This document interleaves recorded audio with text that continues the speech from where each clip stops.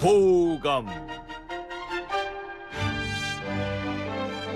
YTN 라디오 생생경제 명품 코너입니다. 조변보감 법무법인 머스트노우의 조우성 변호사 나오셨어요. 어서 오세요. 네, 안녕하세요. 이 머스트노우 이름은 변호사님이 지으셨어요? 네, 살면서 반드시 알아야 되는 거. 보통 법률 문제는 어떤 상황이 생겼을 때 must 체크를 하고 아하. 그다음에 이 상황에서 내가 뭘 알아야 될지 must know를 한 다음에 must do로 행동으로 옮겨야 되죠. 그래서 must check, must know, must do 이렇게 3단 그 행동 방식에 대한 겁니다. 그렇군요. 예. 우리는 이 시간에는 must know, 그러니까 살면서 특히 조직 생활하면서 알아야 되는 지혜들, 거기에 대해서 우리 조우성 변호사가 알려주고 계세요. 자, 오늘은 어떤 지혜를 알려주실지. 권위의 법칙을 활용하라라고 이야기를 갖고 오셨는데, 사실은 저도 오늘 누군가를 설득하는 작업을 아침에 일어나서 아이를 깨워서 밥을 떠먹이는 과정부터 시작해서 굉장히 많이 했거든요. 근데 이런 설득에도 과학적인 법칙처럼 검증된 기법들이 있다면서요? 네, 우선 우리가 혼용하는 용어 중에 설명, 설득, 협상 이 세 개를 막 섞어서 쓰거든요. 네. 근데 제가 나름대로 생각하는 기준은 그래서 설명은 말 그대로 있는 것을 상대방이 이해시키는 거예요. 이런 겁니다. 선은 이렇고 후는 이렇고 이렇게 되는 겁니다라고. 팩트를 그렇죠. 알려주는 거. 알려주는 게 설명이고, 설득은 내 어떤 의사를 상대방에게 관철시키기 위해서 그대로 받아들이도록 하기 위해서 이제 밀어붙이는 거. 그게 설득이고요. 협상은 이제 서로 팽팽해요. 그러면은 내가 이걸 줄 테니까 당신은 이걸 줘라. give and take. 그 과정이 협상이다. 저는 이렇게 나름대로 좀 구분을 하거든요. 네. 그래서 설득은 내 뜻을 관철시키는 거예요. 그런데 모든 사람은 다 자기가 중요한데 상대방의 말을 그대로 받아들일 리가 없잖아요. 그렇겠죠. 그래서 쉽진 않아요. 하지만 여러 전문가들이 소개하는 이런 몇 가지 법칙이 있는데 그중에서도 오늘은 권위의 법칙을 소개해 드리려고 합니다. 알겠습니다. 나의 의견을 상대방에게 이야기하고 말 그대로 설득하는 거 참 쉬운 일은 아닌데요. 권위의 법칙을 통해서 이 설득을 어떻게 할 수 있는지 알려주실 수 있을 것 같아요. 사례를 좀 들어서 구체적으로 설명해 주세요. 네, 이거는 뭐 여러 책에 나오는 유명한 사례인데요. 때는 1916년 미국의 코니 아일랜드 지구. 코니 아일랜드라고 하면 우리나라 치면 월미도처럼 약간 그 위락지구예요. 여기에 폴란드 이민자 출신의 네이슨 핸드워크라는 사람이 등장해요. 이 사람 폴란드에서 이제 미국으로 온 거예요. 와서 이제 뭐 먹고 사나 고민하고 있는데 거기는 위락지구라서 사람들이 많이 놀러 다니거든요. 근데 거기에 그 지방의 전통 음식이 핫도그예요. 핫도그가 널리 판매되고 있는데 보니까 핫도그 하나 가격이 10센트, 10센트예요.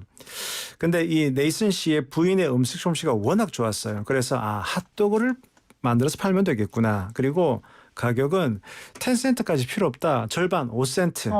그리고 훨씬 맛있으면서도 값싼 핫도그를 제공한다면 충분히 승산이 있다라고 생각했죠. 그렇네요. 예, 그래서 대출도 받고 그래서 또 핫도그의 그 내용물도 진짜 쇠고기로 만들어서 정말 그 품질도 좋게 했죠. 그렇게 해서 오픈을 딱 했습니다. 이름을 네이슨 페이머스 핫도그. 근데 손님이 거의 없는 거예요. 가격도 싸고 맛도 좋은데. 그렇죠. 그 이 사람들은 뭐냐 그러면 갑자기 어느 날 핫도그 가게가 등장했는데 반값이래. 근데 주인이 저기 폴란드에서 왔대. 그게 뭐 그 당시에 미국이 있을 때 폴란드는 뭐 전혀 이름 없는 나라란 말이죠. 정체불명의 나라에서 온 사람이 뭔가를 만들어 파는데 반값이래. 그러면 이건 분명히 싸구려일 거야. 도대체 그 위생적인 문제가 있을 거야. 그렇게 생각할 수 있죠. 그래가지고 이제 아무도 안 먹는 거예요. 싼데도. 자, 만약에 우리 피디님 같으면 이런 경우에 어떻게 이 난관을 타개하겠습니까? 지금 대출도 다 받아놓고 어떡해요. 했는데 저 울래요 그냥 앉아가지고 울다 보면 누가 불쌍해서 사주지 않을까. 그래서 정말 이건 정말 좋은 재료 썼습니다. 정말 맛있습니다. 영양가 좋습니다라고 그 주인인 네이슨 핸드워커 씨가 얘기를 할 수도 있겠지만 이 양반이 머리가 아주 좋아요. 어떻게 했느냐. 그 지역 내에 있는 병원들을 찾아간 거예요. 병원들을 왜요? 찾아가서 병원을 보면 그때나 지금이나 인턴 레지던트들이 항상 바쁘죠. 그 사람들한테 무료 쿠폰을 준 거예요. 그러면서 저희들이 여기 앞에 하나 오픈을 했는데 저희들은 참 의사 선생님들을 존경합니다. 그래서 언제든 시간 나실 때 오셔서 드세요. 그러면서 무료 쿠폰을 뿌렸어요. 자, 그러면 식사 때를 놓친 이 의사들이 우리 쿠폰이 있으니까 수시로 뛰어가는 거예요. 자, 그럼 이게 어떤 그림이 연출되느냐? 사람들은 항상 저 정체불명의 핫도그 가게를 지나갔는데 누가 갈까 했는데 하얀 가운을 입은 의사들이 쭉 서서 핫도그를 먹고 있는 거예요. 그러면 사람들이 생각할 때는 아니 의사들은 왠지 몸에 좋을 거 이런 걸 먹을 거고 위생관념이 철저할 것 같은데 저 사람들이 줄을 서서 먹고 있네. 그래서 그 문제가 단박에 해결되었다. 그래서 혹시 여러분들 그 언론에 보면은 세계 핫도그 빨리 먹기 대회 뭐 이런 거 있거든요. 봤어요. 그리고 네. 우리나라의 어떤 여성이 뭐 몇 년대 1등하고 많이 먹기 대회. 바로 그 핫도그가 바로 네이슨 페이머스 핫도그예요. 아. 그때 1916년에 시작해가지고 쭉 커서 지금 뭐 세계에서 가장 큰 핫도그 가게가 되었는데 어떻게 보면 그때 이 미스터 네이슨이 그 단계를 돌파시킨 거죠. 내가 백날 얘기해봐야 소용없다. 차라리 100마디 말이 필요 없이 의사들의 가운을 입은 의사들을 여기에 대령시키자. 네. 어떻게 보면 하나의 설득의 사례가 되겠죠. 저 이거 너무 잘 알겠어요. 왜냐하면 예. 제가 생생경제 이제 사람들을 섭외할 때 예. 김혜민이라 그러면 모르는 사람이 열에 한 9은 모르잖아요. 근데 누가 나온다. 우리 방송에 조성 변호사가 나와요. 우리 방송에 누구도 왔었어요. 우리 방송에 어떤 장관도 왔었어요. 하면 이분들이 나오겠다고 하는 거예요. 바로 이건 거죠. 저 되게 잘 쓴 거죠. 이 건의의 그 법칙을 잘 적용한 거죠? 네, 그렇죠. 일종의 그런 활용 방법이었네요. 그러면 사람이라는 게 왜 그 핫도그 사장님이 해도 통하고 저도 통하고 왜 이렇게 권위에 복종하도록 다 교육을 받은 걸까요? 그래서 이 왜 사람들은 이 권위에 따르는가에 대한 실험들이 되게 많이 있어요. 근데 가장 기본적으로는 어릴 때부터 교육상 우리는 어떤 직위, 전문 자격, 숫자, 제복이 주는 권위에 복종해야 된다라는 무언의 교육을 계속 받아왔었고요. 그다음에 또 이런 게 있습니다. 현대가 될수록 선택지가 너무 많아지는 거예요. 우리가 이런 실험들이 있는데요. 한 아이스크림을 3개만 놓고 선택하려 할 경우하고 아이스크림을 30몇 개를 놓고 선택할 경우하고 사람들이 느끼는 이 불안감이나 갈등이 그렇겠죠. 3개 중에 하나를 고를 때보다 30몇 개 중에 하나, 둘을 고를 때가 내가 잘못 고른 거 아닐까? 되게 머리가 아파진다는 거죠. 그럴 때 전문가가 그냥 요거만 드세요. 이렇게 딱 집어주면 그걸 이제 요즘 말로 뭐 멋있게 말하면 큐레이션이라고 하는데 그렇게 좀 사람들은 고민이 적어진다는 얘기죠. 그래서 선택지가 많아지면 오히려 괴로워하는 인간의 심리를 짠 측면에서도 권위자가 정해주면 그에 따르는 게 마음이 편하다는 거죠.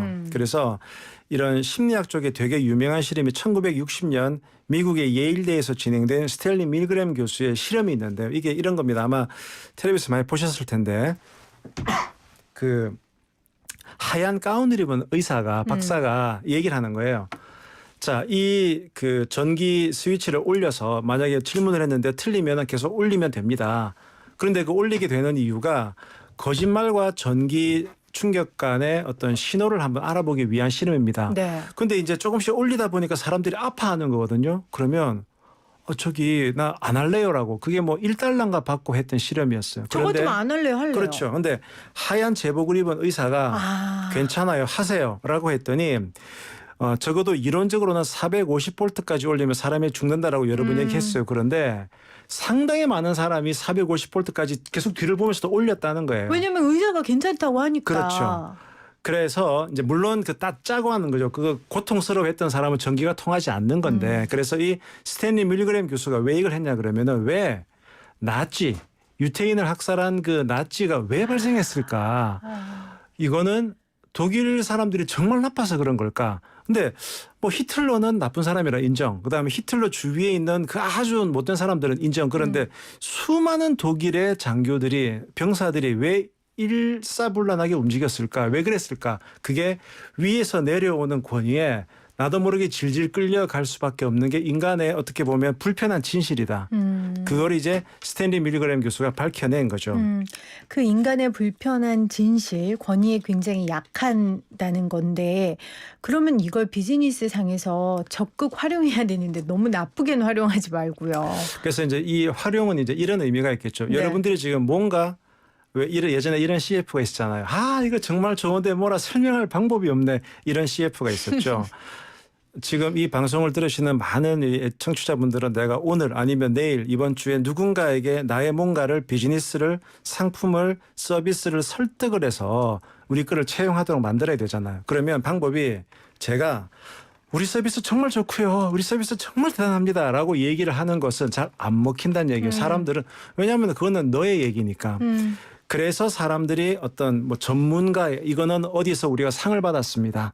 또는 어느 교수님이 이렇게 저희 제품에 대해서 코멘트 하신 게 있습니다. 또는 저희 제품이 시장에서 마켓시어가 몇 등입니다. 그다음에 이런 식으로 성장세를 보이고 있습니다.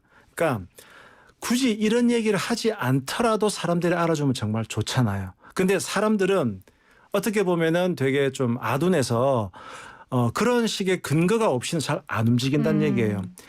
제가 한 가지 실험을 더 말씀드리면 이 권위의 법칙이 왜 무섭냐는 실험인데 이런 게 있어요. 우리가 그 차를 몰고 가다가 만약에 앞에 차가 신호가 바뀌었는데 안 움직여요. 네. 그러면 이제 빵빵하고 울리잖아요. 그렇죠. 그런데 앞에 차가 큰 차일 때와 작은 차일 때 과연 얼마나 시간 텀을 두느냐 이런 실험이 있어요. 그러면 거의 한 4배, 5배 시간 차이가 나요. 그렇게요. 그러니까 작은 차는 빨리 빵빵 누르고 큰 차는 좀 기다렸다가 누른다는 거거든요. 이유가 있겠지 하는구나. 그런데 이제 여기 이 실험이 왜 중요하냐 그러면 미리 이제 그 설문을 물어봐요 사람들에게. 당신이 만약에 앞에 차가 있는데 신호가 바뀌었는데 안 가.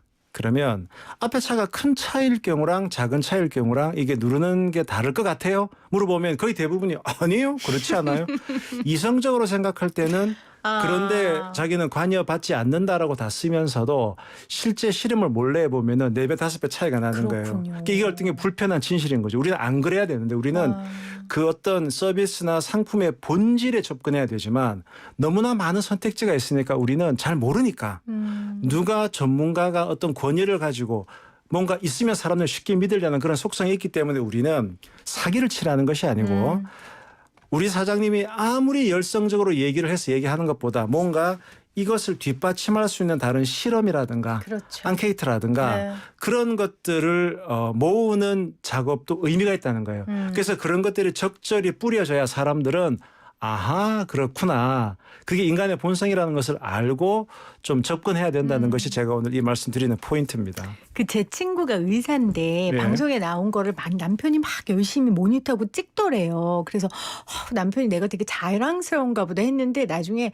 야 혹시 개업하면 이거 다 이렇게 붙여놔야지 사람들이 많이 오지 그랬다는 거예요. 그러니까 예. 자료를 모으는 거죠. 단지 그냥 이 의사 명의예요가 아니라 명의여서 이런 방송도 나가고 여기도 나가고 이런 환자도 왔어요라고 소개할 수 있는 거죠. 그러니까 바로 그거죠. 우리가 이런 권위의 법칙을 활용도 하지만 반대로 우리가 이런 권위의 법칙이 희생될 수도 있는 거예요. 그렇죠. 어떤 정보를 받아들일 때 계속 내가 무슨 상을 받았고요. 교수님이 그랬고요. 그러면은 당신의 본질을 얘기해야지 왜 자꾸 딴 얘기만 해. 그러니까 이런 법칙들을 알면은 지금 상대방이 나를 권위의 법칙으로 싹 끌어가려고 하는 거구나. 이제 그런 것들을 좀 방어할 수 있는 것도 생기겠죠. 네. 그래서 책 중에 아주 고전 중에 하나인 그 로버트 치알디니 교수의 설득의 심리학이라는 책이 있어요. 이제는 거의 고전의 반열에 올랐는데 거기 보면은 여러 가지 설득의 법칙이 한 5가지가 나오는데 그중에 하나가 권위의 법칙이거든요. 그래서 사업하시는 분들은 이 설득의 심리학 책을 한번 나중에라도 지금 나올랑가 모르겠지만 오래된 책인데 구해보시면 여러 가지 사례가 나오고 도움이 네. 되실 겁니다. 네. 지금 5981님이 저는 아무것도 없는 취준생이에요. 저 뽑아달라고 할 땐 도대체 어떻게 해야 돼요? 그러니까 이분은 이 얘기인 것 같아요. 나는 지금 권위에 호소할 수 있는 게 아무것도 없다. 근데 나를 설득시킬 때 어떻게 해야 되냐. 이제 보통 이제 그럴 때 많이 그렇게 하죠. 본인을 개런티할 수 있는 사람 하나 만들어야 되는 거죠. 예를 들어서 저만 해도 어떤 사람이 저한테 막 연락이 와요. 말 그대로 취준생이라든가. 그래서 제가 만나기도 해요. 왜냐하면 그것이 너무나 구구절절하기 때문에 실제 그런 분들 많잖아요. 진짜 그냥 노크를 해서 메일을 보내서 만나고 같이 사진도 찍으면서 그러면 이 친구 정말 훌륭하구나.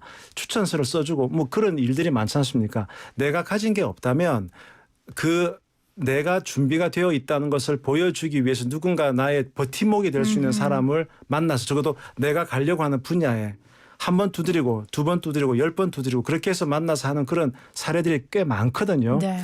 그러니까 열심히 영어 단어 외우는 것도 중요하지만 그런 나의 우군을 만드는 거 그런 것도 필요할 것 같습니다. 네, 오늘 설득의 기법 중에 권위의 법칙을 활용하라라는 내용을 조우성 변호사께서 전달해 주셨습니다. 고맙습니다, 변호사님. 네, 고맙습니다.